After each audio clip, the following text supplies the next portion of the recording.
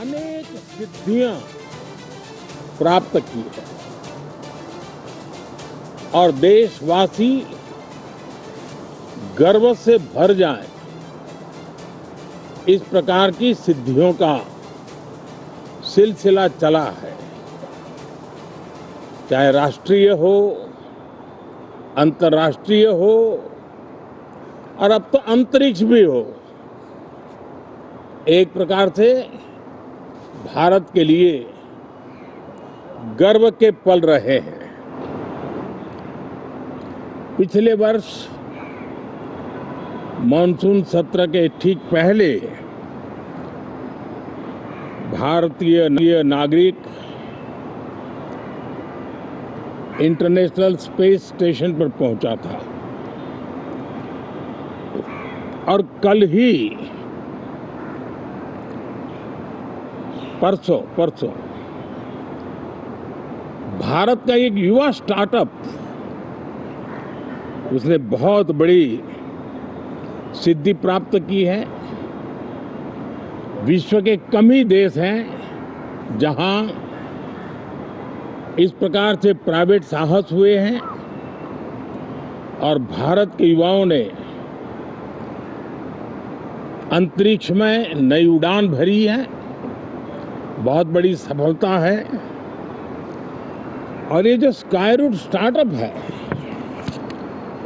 उसमें जो नौजवान काम कर रहे हैं, मुझे बताया गया उनकी पूरी टीम की जो एवरेज एज है वो सिर्फ 28 साल है। ऐसे नौजवानों ने ये काम करके दिखाया है। मैं किसी 56 साल के नौजवान की बात नहीं कर रहा हूं। मैं देश के ये स्टार्टअप ने 28 के एवरेज वाले नौजवानों ने अंतरिक्ष में भारत का झंडा गाड़ दिया है। उनको तो बधाई है ही है, लेकिन ऐसी बातें जो हैं जो भारत को आत्मविश्वास से भर देती है। विश्व में भारत का प्रोफाइल सर्वमान्य, सर्वस्वीकृत बनता जाता है। साथियों, ये संयोग नहीं, ये एक संदेश है और बड़ा मजबूत संदेश है कि हमारे देश के युवाओं की क्षमता और उनकी आकांक्षा अंतरिक्ष जितनी असीम है, इससे बड़ा संदेश देश के लिए कोई और प्रेरणा नहीं दे सकता है। साथियों, जो रिफॉर्म एक्सप्रेस पर सवार होकर के आज देश चल पड़ा है, उसी का नतीजा है कि भारत के नौजवान इतना बड़ा साहस कर पाते हैं और सफल भी हो रहे हैं। साथियों, पिछले दिनों राजस्थान में बहुत बड़ी ऑयल रिफाइनरी देश को समर्पित की गई। पिछले कुछ सप्ताह पहले एक सेमीकंडक्टर प्लांट, यानी तीसरा, देश को समर्पित किया गया। अभी कुछ दिन पहले ग्रीन हाइड्रोजन से चलने वाली ट्रेन, और विश्व में बहुत कम देश ऐसे हैं कि जिनके पास ये सुविधा है, लेकिन भारत ने जो हाइड्रोजन ट्रेन देशवासियों को समर्पित की है, वो सबसे ताकतवर इंजन वाली है और सबसे लंबी है। ये अपने आप में भारत के वैज्ञानिक, भारत के इंजीनियर्स, भारत के इनोवेटर्स, भारत के उद्यमी, भारत के श्रमिक, ये जो एक लक्ष्य लेकर के देश के लिए जी रहे हैं, देश के लिए काम कर रहे हैं, उसी का परिणाम है। साथियों, हम भली भांति जानते हैं और पूरी दुनिया चिंतित भी है लगातार कहीं न कहीं युद्ध की स्थितियां बनती रही है। पश्चिम एशिया के युद्ध के कारण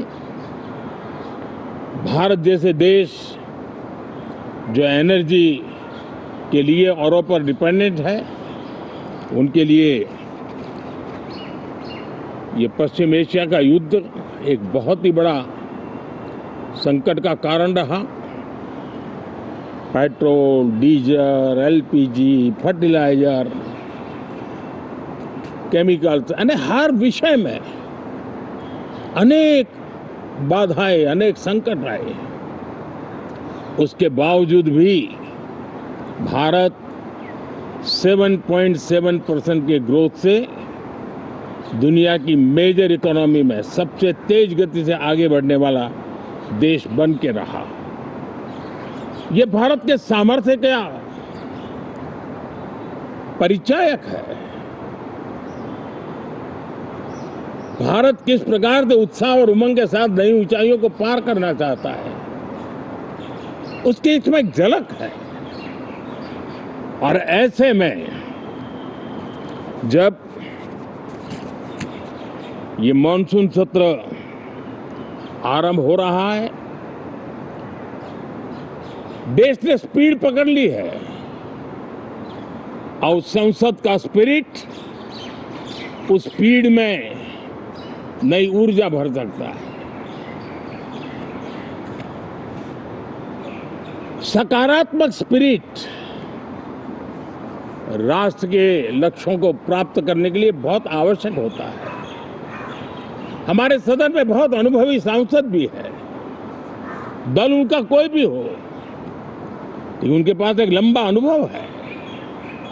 ऐसे समय में उनके अनुभव की, उनके ज्ञान की संसद को भी जरूरत है, देश को भी जरूरत है।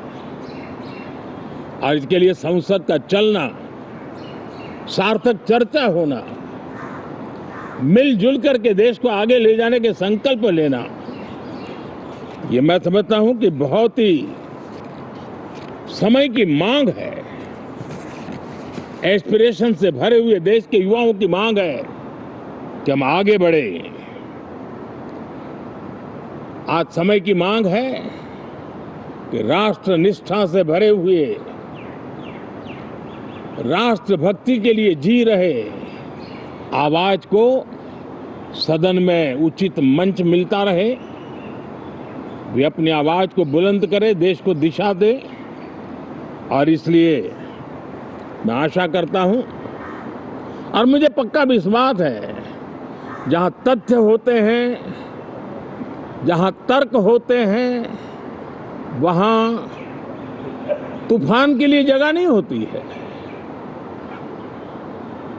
अगर तर्क मजबूत है, तथ्य मजबूत है, तो शांत चित्त से भी अपनी आवाज को बुलंद बनाया जा सकता है। मैं आशा करता हूं तर्क और तथ्य के साथ सदन की चर्चा को समृद्ध किया जाए, हर आवाज को अवसर मिले, हर विचार को सम्मान मिले। ये संसद की हमारी भूमिका है। मैं सभी सांसदों से बढ़ चढ़ करके इस सदन में हिस्सा लेने के लिए निमंत्रित करता हूं। आज सुबह स्पीकर महोदय जी ने भी सोशल मीडिया के माध्यम से देश के सांसदों का स्वागत करने के अपने भाव को व्यक्त किया है। मैं भी उसमें अपना स्वर मिलाता हूं। आप सबका बहुत बहुत धन्यवाद। नमस्कार।